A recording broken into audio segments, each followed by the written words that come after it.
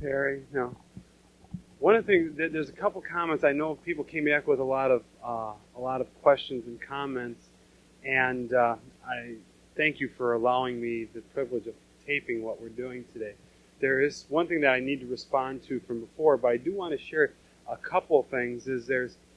What ends up happening is we're working through a lot of this process, whether it be in the circle of relationship, is that we have a lot of barriers to building a relationship with you. This circle of relationship, the biggest barrier to that whole process is you. Is when we're not willing to see how God works in relationships, because God works in relationships through setting limits and boundaries. And remember that boundaries are a tool to build relationship. Don't forget that. It's a tool to build relationship. But there's a number of barriers that we have to building a relationship with ourselves, and one is pain. Earlier I said that the more pain we face, the less pain we'll suffer. And often the unwillingness to face the pain is often a way of not being able to face forgiveness. Is because when we have to get to the point of feeling all the pain, it's really hard. I remember watching recently on a cable TV show a program on multiple personality disorders. And I remember a person laying there on the bed and basically having to be strapped down, and she was, in a sense, in another personality. And I know there's a whole issue involved in that. And as I saw her laying there and her moaning and groaning and almost wanting, and at a point beating her head against the wall, I was transported back to the first 48 hours after my wife told me over payphone that she had filed for a divorce. Is basically just sitting there, just feeling this awful pain, and just basically sitting there almost retching, and not wanting to live, and not wanting to live, not wanting to die. And I was, in a sense, transported back there. And I realized right then and there that the same pain that lady was facing on that bed was, in a sense, the same thing that happened to me. And facing that pain was so difficult. And even today, standing here inside, it's like, yet it's one of the things that has helped me to go on. Not willing to address the pain will help me to stay there. It's a barrier to building a relationship with me. The second thing that is a barrier to building a relationship with me is the abuse that I pile on myself. If you've been in an abusive relationship and the abuser is gone, guess who becomes the abuser? You do. Now, you might say, what do you mean by that? A good example, when I think of this situation, is for myself, and I like to do most of the illustrations about me, because that way I don't reveal anybody else's underwear, right? And for me, people would not allow me to share my feelings. They'd say, shut up, they'd silence me, and everything else. So then when I grew up and those people weren't around, guess who silenced me? Me.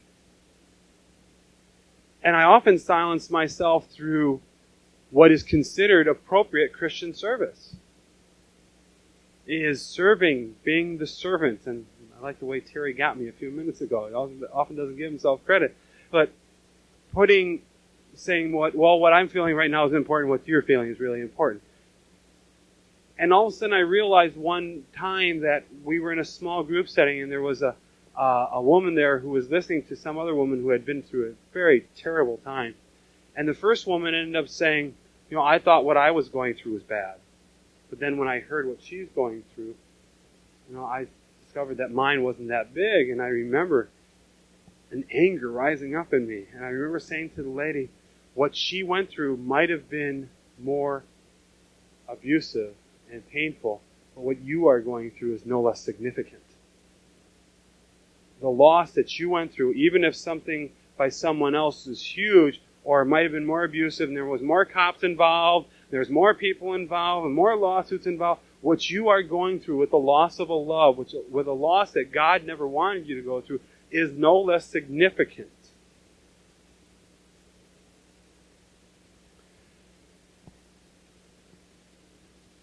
In this, I often like to talk about what I call safe hurts. Is if a person is this is a guideline of an abusive relationship, is this wavy line. is what ends up happening if somebody is physically abused. Tension begins to build within the relationship, and then you have what's called a battering incident. Okay? So, and then one person gets beat within the relationship, male or female, primarily, usually women. And then you have a release of the tension, and this is what's often called the remorse stage, where they feel very remorseful. And then you get to a point here, and then the tension begins to build till another battering incident, and vice versa, all the way down the line. And people who have been battered will have a tendency to stay in this system. The reason why I share it is that this is what I call a safe hurt. If you're the one being battered, you know exactly the pain you're going to get out of it. They're going to act like this, tension will build, you get hit physically, the remorse will come, but you know exactly what's going to happen all along the way. Is it painful? Is there a lot of injury involved? Emotionally too? Yes. It's often said that the person who is being battered needs to step, one of the healthiest things for them to do is maybe like at this point, before the tension gets to the battering incident, to step out, to go to a safe house. I'm using some very basic steps to leave that. And most of them won't leave. You know why? Because when that person leaves, they don't know what kind of pain they're going to face. To do something different means to face a pain that is very uncomfortable. For many of you, as you begin to walk in a healthier manner, when you begin to act in a healthy manner or set up boundaries in a healthy manner, the first thing you will feel is you won't feel like it's doing anything. You won't feel comfortable with it. Why? Because it's like a leather jacket. I rode motorcycles for years. And I have the motorcycle jacket. And I remember when I first bought it, it felt real awkward. And after a while, it was like a second set of skin. If anybody's ever worn a leather jacket with the zippered sleeve. And then all of a sudden I realized one day why it was that. I have an arm that I almost lost in an accident. And it's crooked. I mean, this is straight. It's pretty good. It's supposed to be like this. That's straight. If you take my leather jacket, hang it up on a hanger, one arm's like this, the other arm of the jacket, without me in it, is like this. Because the jacket formed to me. And now it feels real comfortable. When you begin acting in a healthy way, just as this felt normal, it takes a while for a healthy way to become normal, to feel normal. And I want to talk about a great wide of range. Is it normal for a person to be able to run 20 miles without stopping? Is it normal? No. Yes, it is. The average is about a block and a half. It is normal with the right training. God has designed these bodies so we can do that. I ran marathon for 10 years. And even now I run about 6-7 miles a day. And it is normal, but it isn't average. You see, normal has a wide range. So is it normal to often, when faced with pain, to go into a mode where you just maintain? Yes. Is it normal to express the emotions on the opposite end? Yes, that's normal. Normal has a very wide range. Healthy fits in there, too. The abuse you pile on yourself. Number 3, a barrier to building a relationship with you is to have to always understand why. We will never understand why. We will understand what. Well, Lord, why am I supposed to do this? Well, we won't always understand that. Well, but we can understand, what am I supposed to do? God will direct us that way. And when we get stuck in the whys, we have a tendency to get caught up in something that we'll never have the answer for. Another barrier to building a relationship with you is denial or busyness. Building a relationship takes time, and it takes time alone with yourself. Many of you have gone from a divorce and have gone into the work mode. You might work 1 or 2 jobs, 3 or 4 jobs, go from one thing to another, and for some of you it's a necessity. How else are you going to feed yourself? But we often use necessity as an excuse to avoid feeling our pain. I'm very good at that. The need to have others is a barrier. God has created us all for relationship. It says in Genesis, after He created man, He said it is not good for man to be alone. In all of creation, he said it is good. And then finally, when he created man, he said it's not good for man to be alone. God created us for relationship. Yet we need to realize that it's not others that make life worth living. It's the fact that God birthed us, created us, that makes life worth living. And to be in relationship with God is the beginning. Within all of us, there's a God-shaped center. Did you know that? That only God can fill? And we try to fill that relationship with people, with things, maybe with drugs or alcohol or something, and it'll fall through. And only God can fill that spot. But God has also created within us people-shaped centers that only people can fill. There's a place here reserved for you, Florence. There's a place reserved within me for Dave. There's a place reserved for each one. But when we try to fill that hole with God, God is enough, but God has given us extra Jesus with skin. Remember me talking about that last night? Jesus with skin.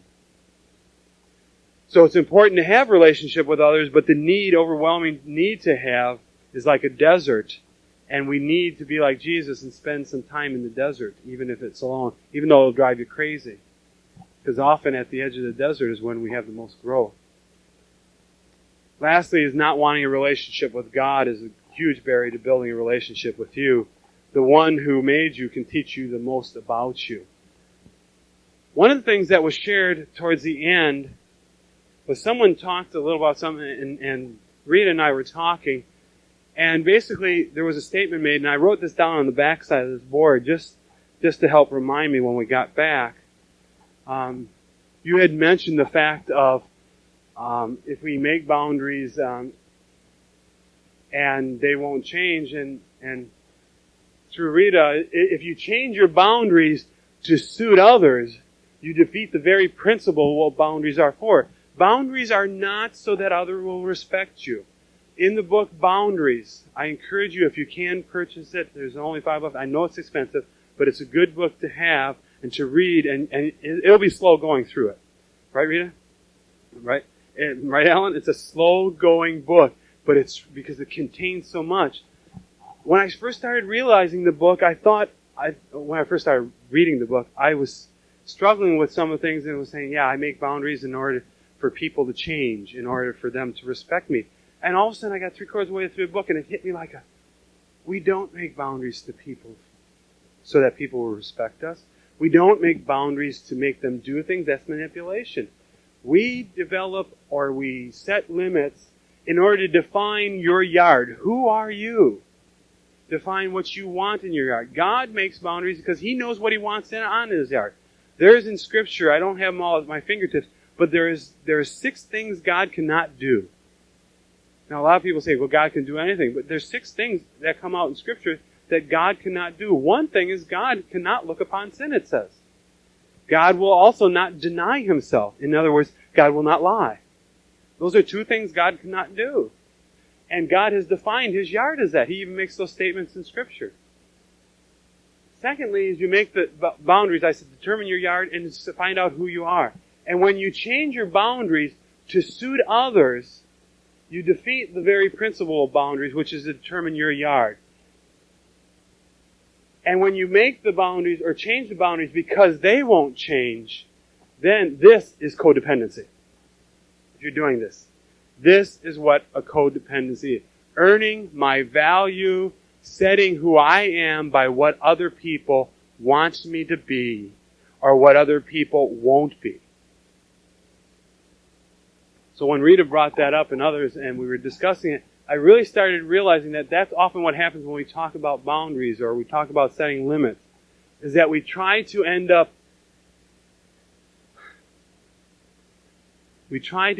setting boundaries so that we can have a life and relationships that are void of conflict. Yet boundaries recognize the fact, at the end of the lecture, we talked about the fact that conflict is neither good nor bad, it just is, and I saw a lot of heads go like that. And boundaries is a way of helping us to address that conflict and to resolve healthy relationships out of that conflict. So I just wanted to share that when we come back. Well, if you change your boundaries to suit them because they won't change, I mean, that's why I often put down little phrases to remind me of something else. But if you change your boundaries to suit them because they won't change, basically what they're saying is, I don't want a relationship with you on your terms. And part of that thing is some of your terms might have to change. But you don't change it because they won't respect your boundaries. You change it because maybe it was an unhealthy boundary to begin with, or maybe it's abusive. And realize that there's a difference. Walls go up and down, boundaries go in and out. Remember, good healthy boundaries have gates in them. So that if I make a boundary with Mark here, and he respects those boundaries, what generally ends up happening? They come in. I allow him closer. Yet when I feel to the point of being scared or fearful because of something else, I might put them out further.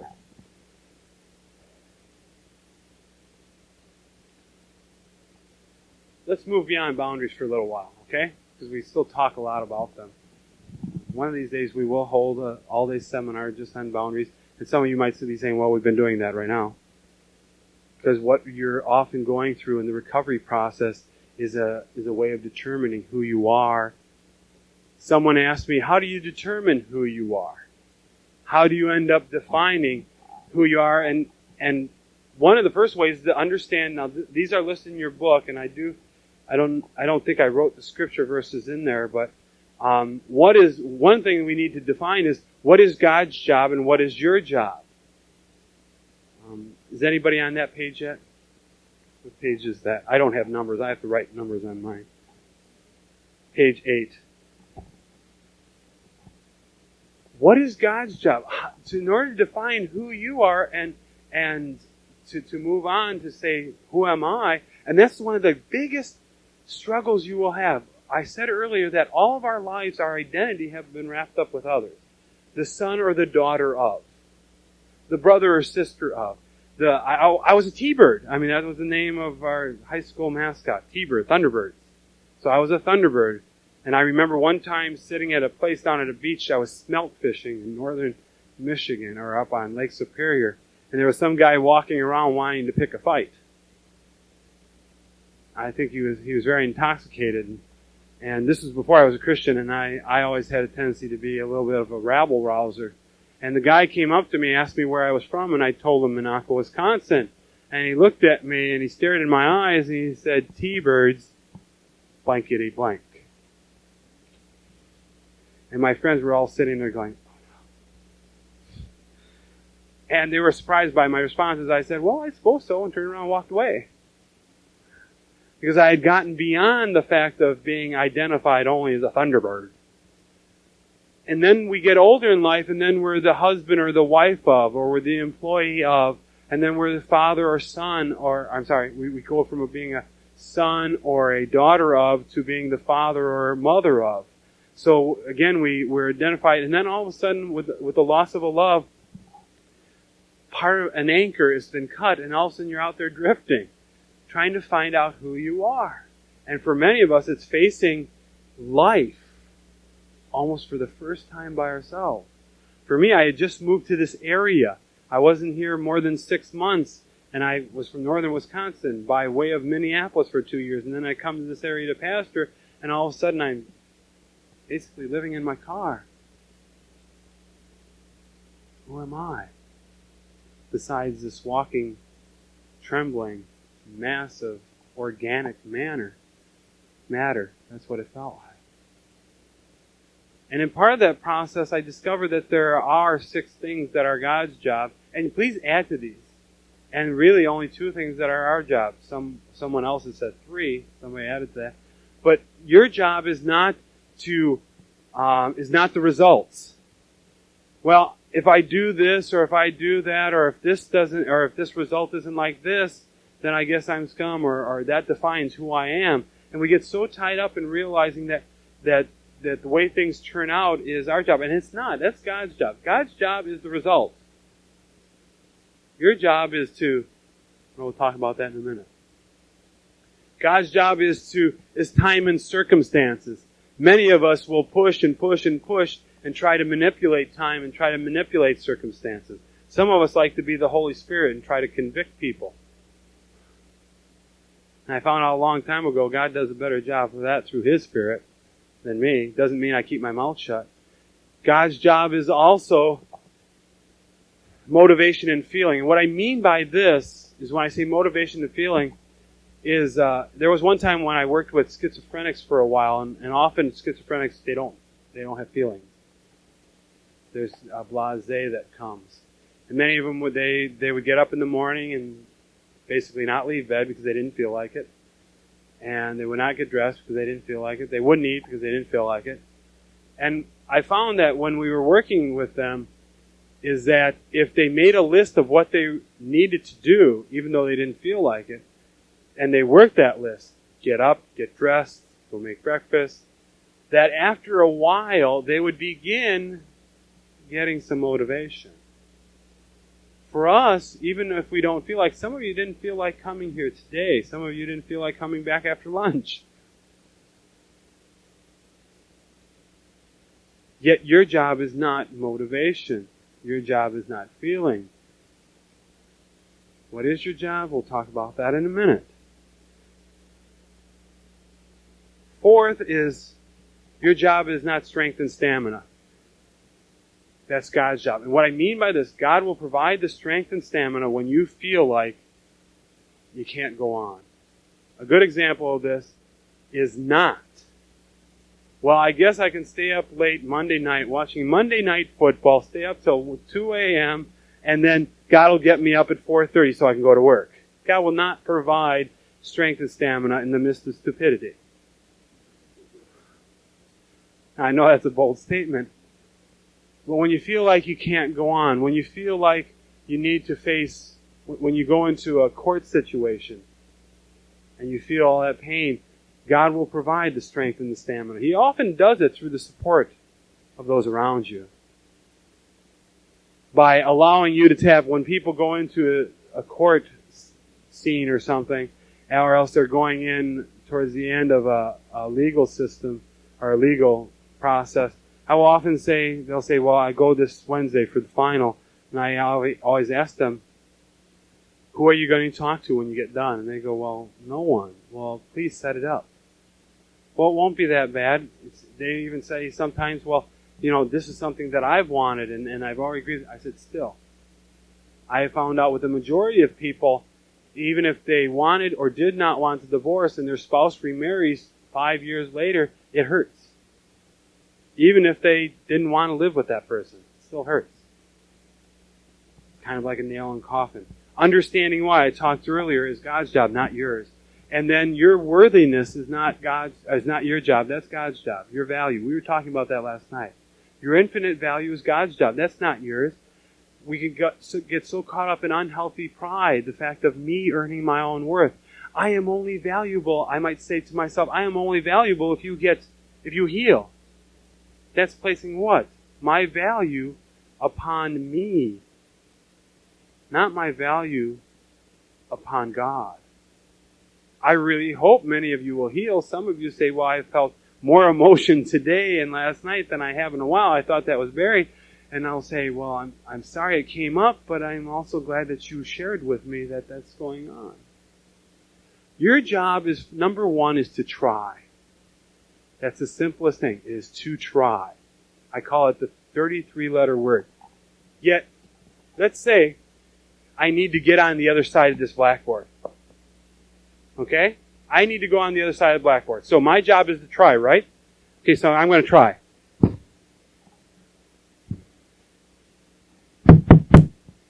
Bang my head against that. See, the second thing for us to do is to find a healthy way to try. I'm trying, right? I'm trying. Just like when you came back and you said, well, you talked about, Richard, last night, about often that it's not the healthiest thing to gain our emotional support from our spouse. Because what we often end up doing is forcing ourselves into an abusive situation. Yes, we're working on our issues, but we're working on them with someone who doesn't really care. So, to find a healthy way to try might mean walk around the edge.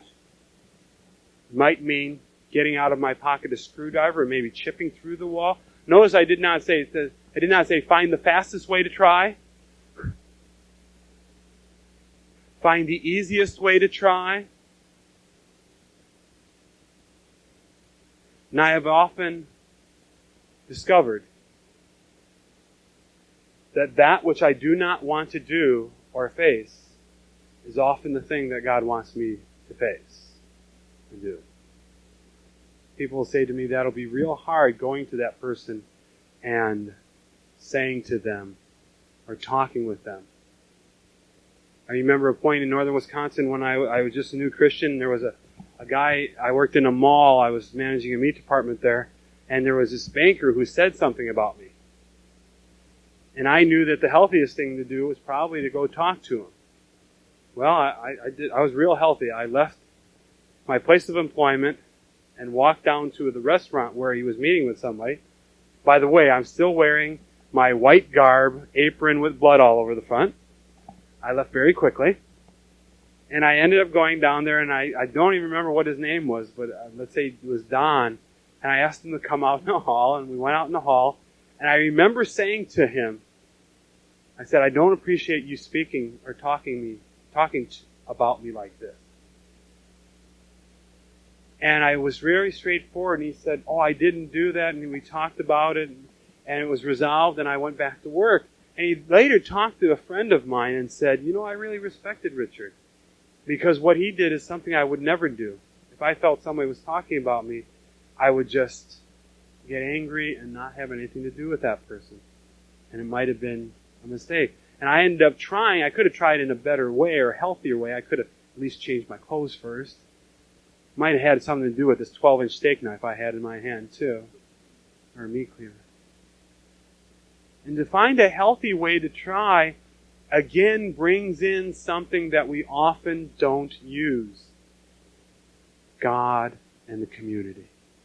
To go to the Scriptures. What's a healthy way to try? There's a book called Out of the Wilderness, and it's basically a Christian psychologist who ends up addressing some of the creatures, some of the people in the Old Testament. It's called Out of the Wilderness. It says stories of about people whose feet are made of clay. And it talks about, one of the titles is Solomon, an example of a dysfunctional family. And how, as Solomon addressed, or David and his family, how they were really dysfunctional, what God used them. And God was able to work in their lives and work in the life of others. And we need to remember that God is a resource that we need to tap all along the way. We are created spiritual creatures. Secondly, to find a healthy way to try, sometimes it might be, could you help me? That's hard to say, isn't it? Especially when you said, can you help me? And they said, no.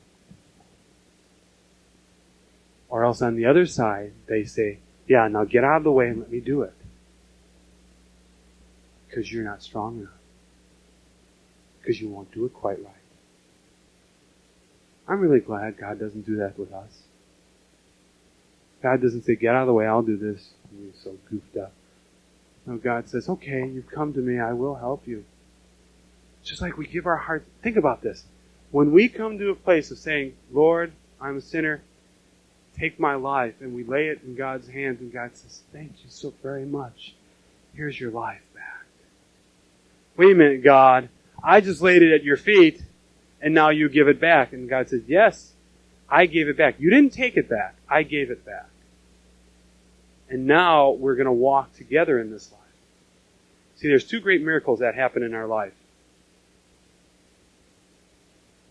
I had a friend who was an alcoholic. God reached down inside of him with his big old fingers and ripped out of him the desire for alcohol, and he never ever had the desire again. That was a miracle, wasn't it? Then for the next 20 years, he struggled with cigarettes. And he kept waiting for about 5 of those years. He's saying, God just reached down inside and ripped that right out. Yet there was a greater miracle that was going on. God said to this friend, and his name was Tony, he said, Tony, we can't get anywhere unless I rip out that desire. Now I'm going to do a greater miracle. I ripped out the desire. Now for the rest of your life, we're going to walk together on this other issue.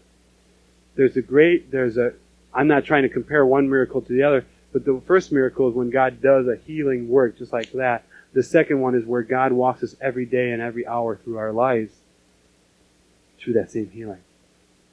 That's a great miracle. Someone has added recently a third step to what is your job. Once you try or find a healthy way to try, you have to put action in there. How do you feel?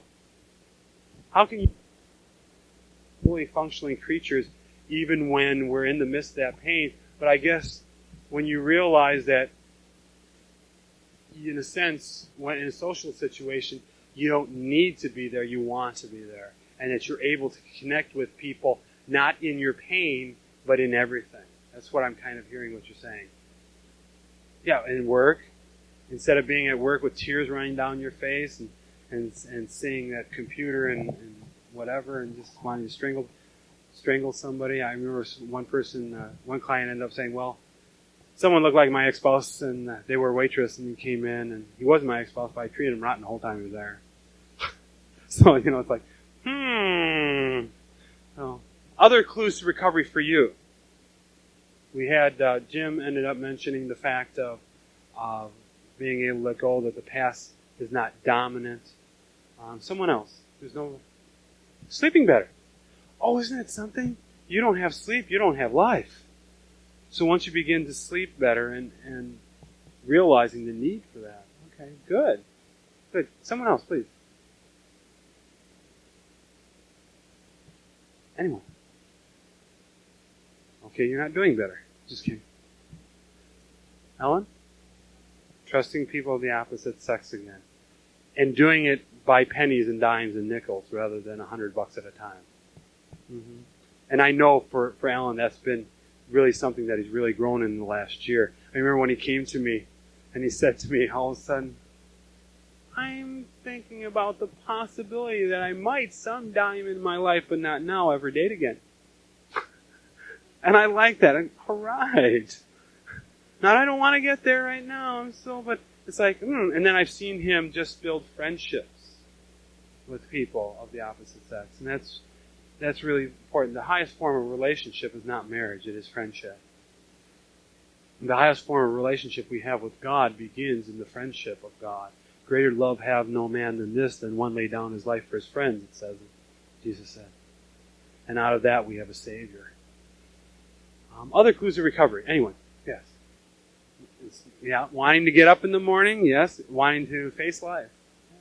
Good. Neat. Mm-hmm. So embracing not only the bad things, but the good things and not letting that control your life. I think that is a very important part of when you a clue to recovery. I can tell when people are really solid on the road to recovery when they end up saying to me a statement, and I've heard this said many, many times, they'll end up saying, I still love that person, but I cannot live with them. The embittering part is gone. And they end up saying, they might say, I still love that person, but I can't ever talk to them. But I can go on with my life. Recently, I had a good friend, she was in the support group, and she ended up coming one day, and she said, I have a question. Somebody gave me pictures from a wedding that I had gone to 3 years ago. This was before she was divorced. And she said there was a lot of pictures of family and everything. And as I was looking through the pictures, I was looking and I saw my daughter, and that's my daughter. Doesn't she look cute? Oh, that's my son. Isn't he handsome? And whenever I saw a picture of my ex-husband, I'd have no feelings for him. It wasn't, I love him, and it wasn't, I can't stand him. It was just a real neutral. It didn't affect me that much. It didn't affect me at all. She goes, is that all right? Is that normal? And I thought, that means that you have gone on. That means you have gone on from that portion of your life. And I see that as very normal. I wish it could be something else, but in a sense, there's not this knife going into the middle of her heart. She said, and I feel sad about it when I dwell on that. Matter of fact, I feel sad that I don't have any strong feelings for him. I did love him. And I saw that as a really moving on point for her. And for many of us, we will always have that connection because there is a spiritual connection. We connect with people on 5 different levels. This is not in your book. 5 different levels. 1, we connect with people on a emotional level. 2, we connect with people on, I don't like this way I'm going to say it, but psychological, and put after that / mental. Thirdly, we connect with people on a spiritual level. 4, on a physical level. And 5, on a sexual level. Now these are, I often call this the 5 levels of intimacy. And we connect with people on these different 5 levels. Emotional level, that's pretty self-explanatory. The psychological and mental, what I often mean by that is that we connect with one another with commonality of ways of thinking. We believe or not believe in the same thing. And then the spiritual level, often you'll meet someone, you might just talk with them for a few minutes, yet you feel a connection that goes beyond time. Ellen's pastor, Phil Engelman, is a good example of a spiritual connection that I have with him. I might not talk to the guy in a year or 2. And when we get together, we just kind of take up where we left off. There's more than a emotional or a mental agreement because he's from a different denomination than I do, and we believe definitely about some different things. But there's like, when I come and see Phil, it's like, yeah, this is my friend. And I haven't talked to them. I've probably talked to them about an hour and a half a year. Physical level. People will often say, what's the difference between a physical and a sexual level? Physical talks about presence. It talks about presence, being with people. Sometimes it might just be a touch on the shoulder. Often when people are if we're in a small group setting, and let's say you're feeling a lot of emotions, and sometimes it wouldn't be appropriate to touch you in certain ways.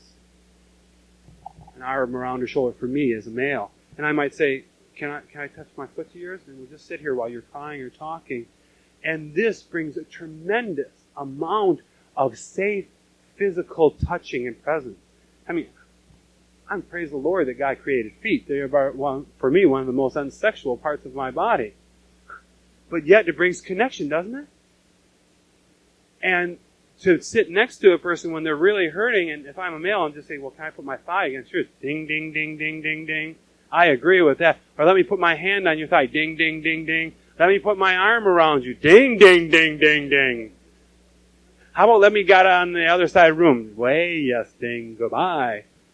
And a physical, remember I shared last night that in Mark chapter 1, when the leper desired to be healed, he said, Lord, if you are willing, you can make me clean. The first thing Christ did, is not heal him. He touched him while he was dirty, while he was unclean.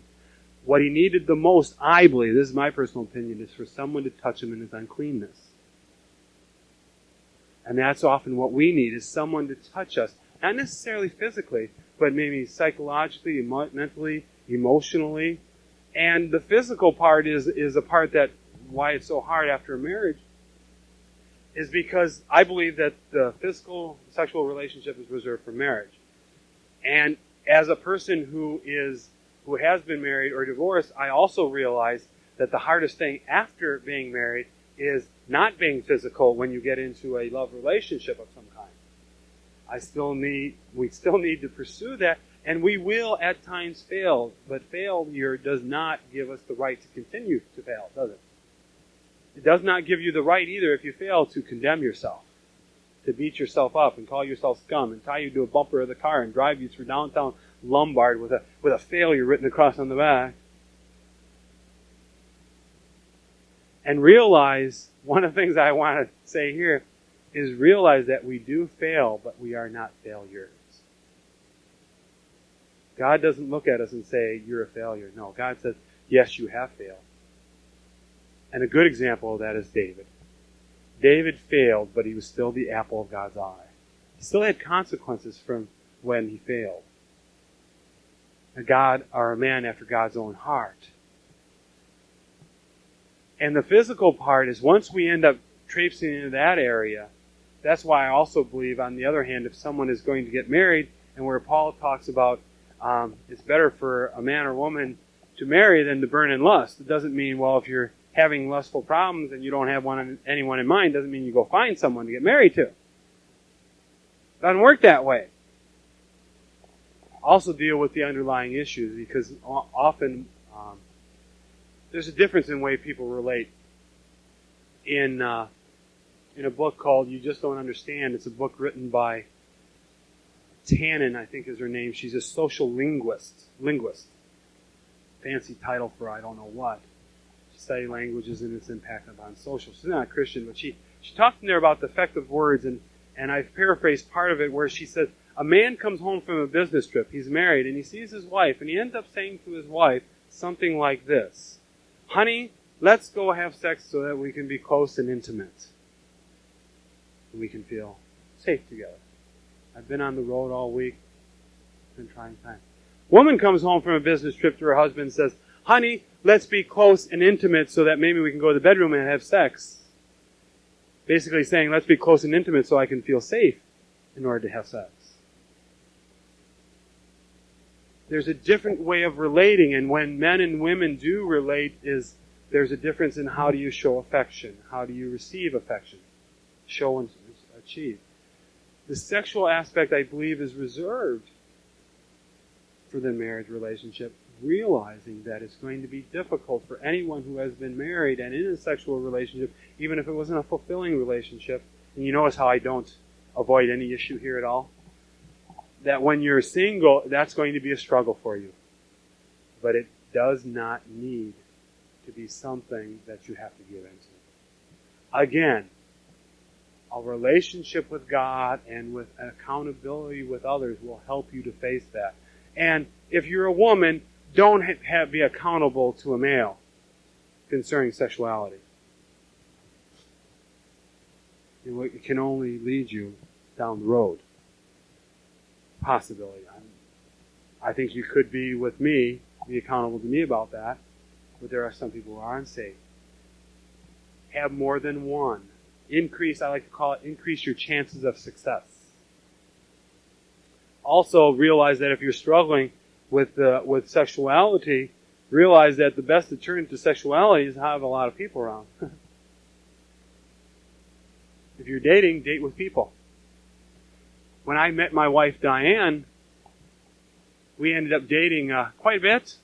And at the end of the evening, we'd be with people, and I'd give, let's say we would be with these people here. I give you a hug, I give you a hug, I give you a hug, I give you a hug, and then I give Diane a handshake.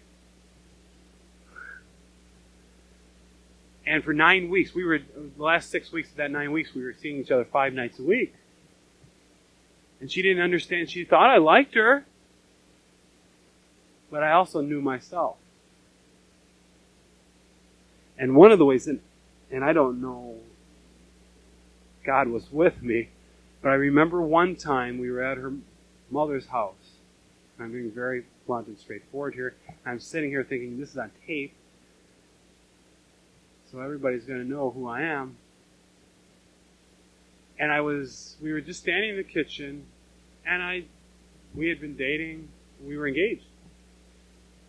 And she's a hairdresser, so she does this all day, and these muscles get really tight, so with her arms up all day, so I was giving her a back rub. And she said I was sitting there giving her a back rub, and then she could feel through my hands me tense up. And I said, I gotta go. Goodbye. And she went, what's the matter? What's the matter? And as I got to the door, she says, what's the matter? And I turned around, and this is the absolute truth that I said. I'm standing there rubbing your back, but I don't want to rub your back anymore. I want to rub your front. I'm being very honest here. We'll have to erase this part. And I was being very honest, but who was the one who had to step away? And it was so hard. I'm telling you the truth. It was so hard. And I needed to be accountable to someone else. I had a friend who asked me every week, how are you doing on this? I say, it's none of your business. And they said, you said I could ask.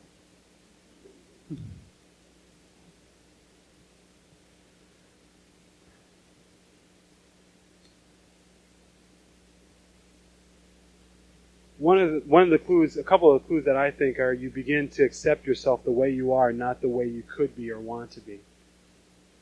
I really think that's important, to accept yourself the way you are. Remember last night I said we are all created with strengths and weaknesses, and God can use us in spite of our strengths.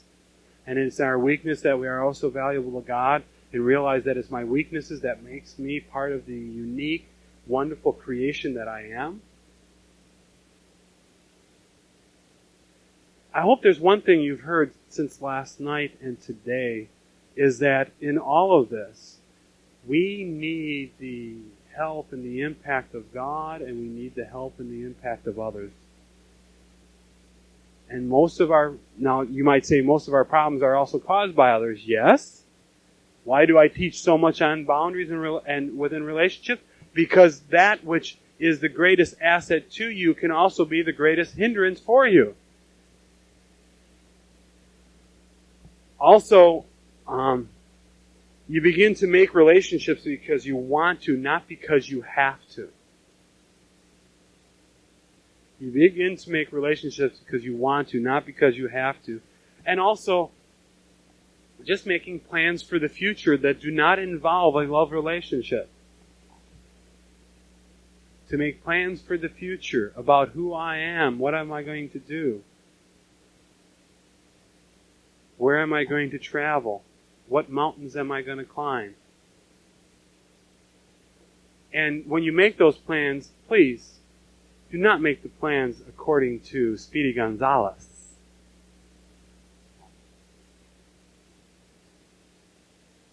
I went through Bible college, 4 years of Bible college in 23 months, 127 credits. I went summers full-time. The average was 12 credits during the regular year. I was taking 18 to 24.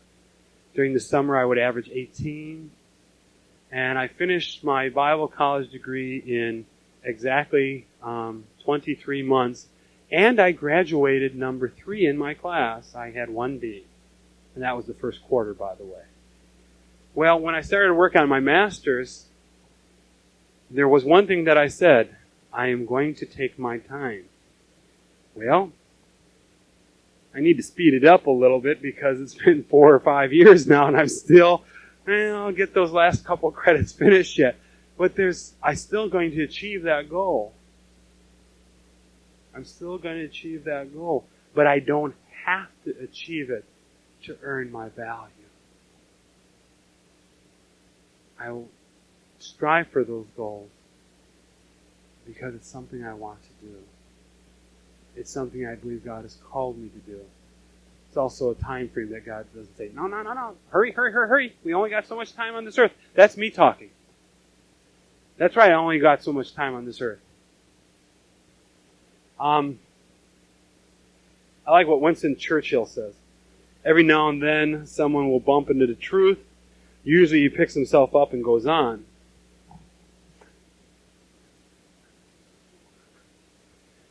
Once in a while, we will bounce into ourselves and the truth about ourselves, and then we pick up and run away.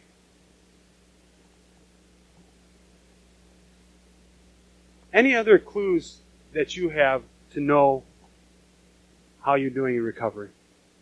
Yes.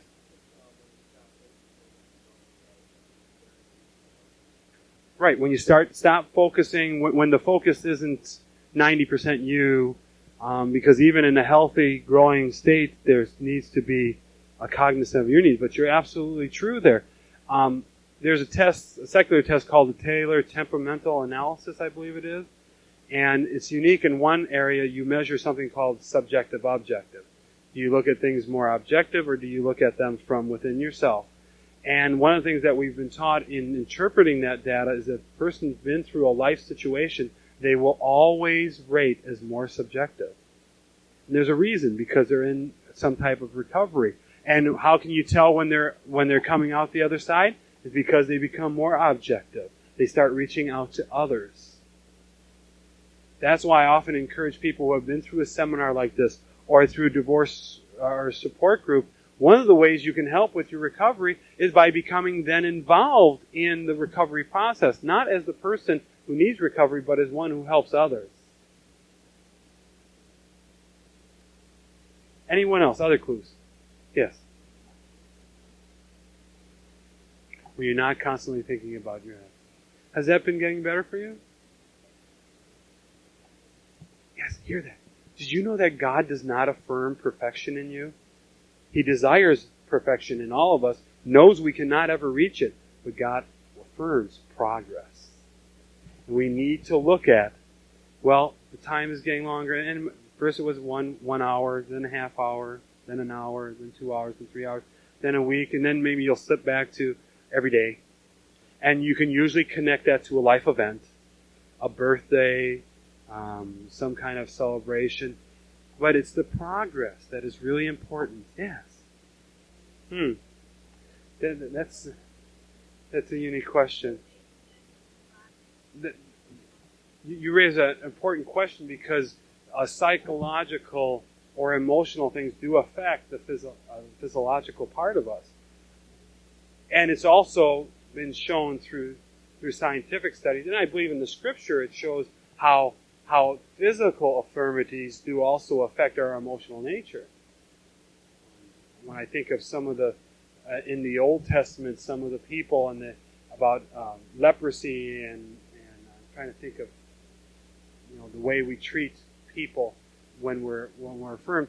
I think though we can't push it off too much upon just being a physical thing.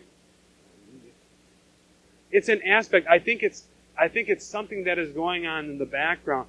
If there is still a physical part, see, I've worked in the past with a lot of people who struggle with mental illness, so that they'll say, well, I'm this way because I'm manic depressive. And I say, well, you might be manic depressive, but that doesn't give you a shooting license to do whatever you want. I might be a diabetic. That still doesn't give me the right to eat sugar or not to eat sugar. Or to be, I really respect people who say, I have this handicap, but there's a guy out there sailing across the Atlantic and he's blind. Did you see that? And not only that, but I just read the other day, he's already sailed across the Pacific and he's blind. Pardon me? Yeah, what's leading him? He says there's no boundaries. There's things that I can and can't do. And for him is, how he's blind and he's sailing. You know how he does it? He's working off of a satellite that has a voice synthesizer that tells him where he's at. So he's relying upon others. Accountability. Isn't that interesting? Yes. Sure. It's manifested in physical symptoms, let's go ulcer, etc. like that. And also I talked about before chemical changes that often take place in the brain with the serotonin levels, and sometimes we need a little help. Yes. And releases a lot of adrenaline. It can also be the one thing that will burn you out the fastest, because often in the midst of those high stress times, what does stress tell us? High stress, your immunity or part of you goes down, so what ends up happening? You need time away. You need time to regroup. You're not eating as well. So making plans, setting goals. I'm just having them shut off.